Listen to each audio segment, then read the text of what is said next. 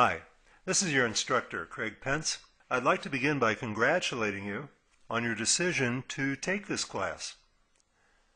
The Department of Labor ranks accounting and bookkeeping as two occupations that are likely to experience greater than average growth in coming years. The salary levels in accounting and bookkeeping also compare very favorably to other equivalent occupations. Not everybody, of course, is going to become a CPA or a bookkeeper, but accounting and a knowledge of accounting is fundamental to the management of any type of operation, whether it be a nonprofit organization, a governmental agency, or a business firm. The manager needs to know basic accounting concepts and procedures. This video is the first of several that I've made for our course. I've taught accounting for many years, and in the process I think I've discovered some approaches that are effective in helping you to learn accounting. By producing these videos, I can share them with you. And in fact, you have one advantage. I don't come equipped with a rewind button in the on-campus classroom.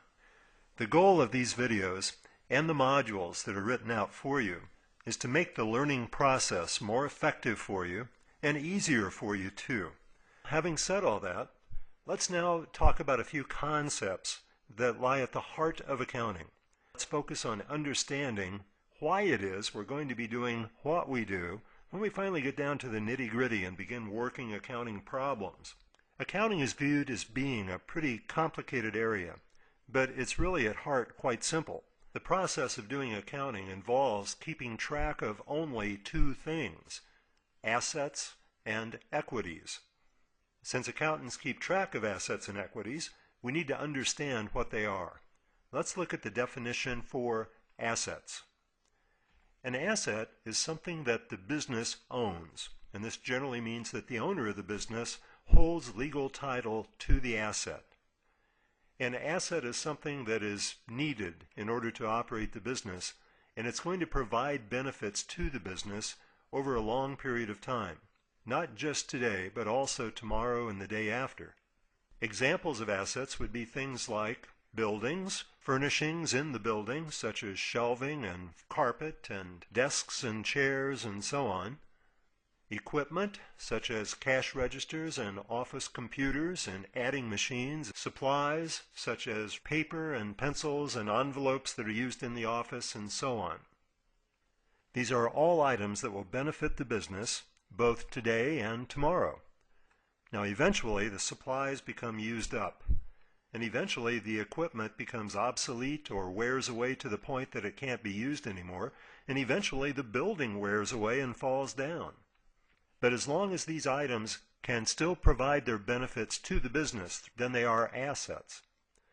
When we say that the owner has to own these items in order to count them as assets, we don't mean that the owner has to have 100% ownership of them. We only require that the legal title to the asset be in the owner's name. A $5 million building will probably not be purchased entirely by the owner. Instead, there'll be a mortgage on it, and a mortgage lender will have given the business some of the cash that was used to acquire the building. But the legal title will still be in the owner's name.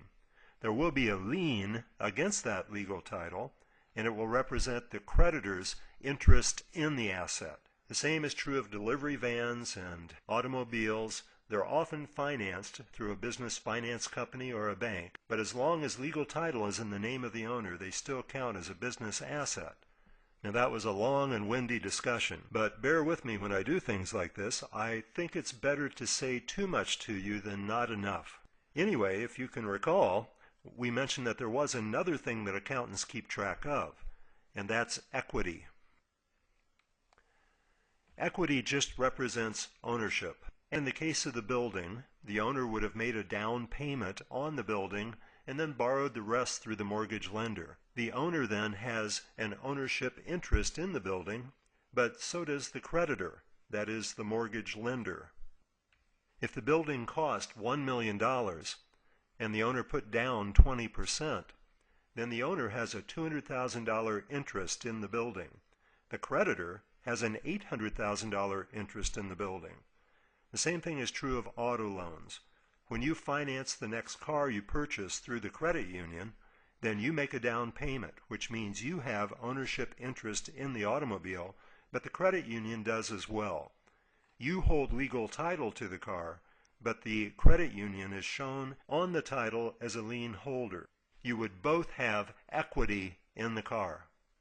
Well, we said that the process of accounting requires us to keep track of the business assets and the equity in those assets. Let's look at a more concrete example. Here we have a business and the owner of the business. The owner of the business is pictured on the right side of the screen here, and the business is represented by the basket. Let me encourage you to think of the business as a basket. And right now, the business doesn't exist. It's only an idea in the mind of the owner. In order for the business to be started, it has to have assets with which to operate. And one place that the business can obtain assets is from the owner. So, in order to start up the business, the owner may make a contribution of assets to the business, things like cash, equipment, buildings, and other types of assets. When the owner makes a contribution to the business, then there are assets placed in the basket that weren't there previously. In fact, there was nothing there previously, but now the business has assets. We as accountants would need to keep track of these business assets. So to record this transaction, we would need to record an increase in business assets. And then, since the assets were contributed by the owner, we'd record an increase in the owner's ownership interest in the assets that are in the business by recording an increase in the owner's equity. So there now, we've done accounting. We've accounted for a business transaction. A transaction is something that causes assets and/or equities to change. There is another way, though, that the company might obtain assets. A creditor might contribute them to the business instead of the owner. The most obvious example would be the company goes to the bank and arranges for a loan. The bank provides cash to the business, and the owner of the business signs a promissory note agreeing to pay back the amount of the loan with interest at some future date. Or equipment or a building might be purchased, and a portion of the purchase cost might be financed through a bank loan. In any event, assets are now going into the basket that weren't there before. And this time, a creditor has made the contribution to the business, and the creditor, therefore, has the ownership interest in these assets. To record this transaction in our notebook, we would need to record an increase in assets, along with an increase in creditors' equity in the business, which we refer to as a business liability.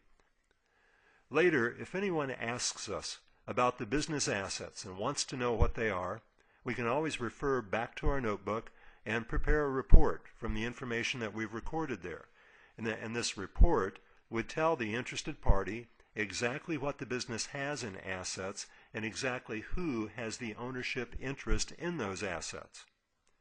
Now, since assets have to be owned by someone, either the business owner or by creditors, then whatever we have in assets in the basket has to be equal to the ownership claims of creditors and the business owner against those assets. Well, this discussion is leading up to a very fundamental fact that underlies all of accounting, and that is that the assets in the business have to equal the liabilities and the owner equity in the business.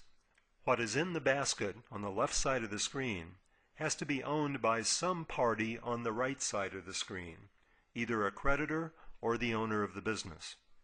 Therefore, assets have to be equal to liabilities plus owner equity. This basic equation, assets equal liabilities plus owner equity, is called the accounting equation.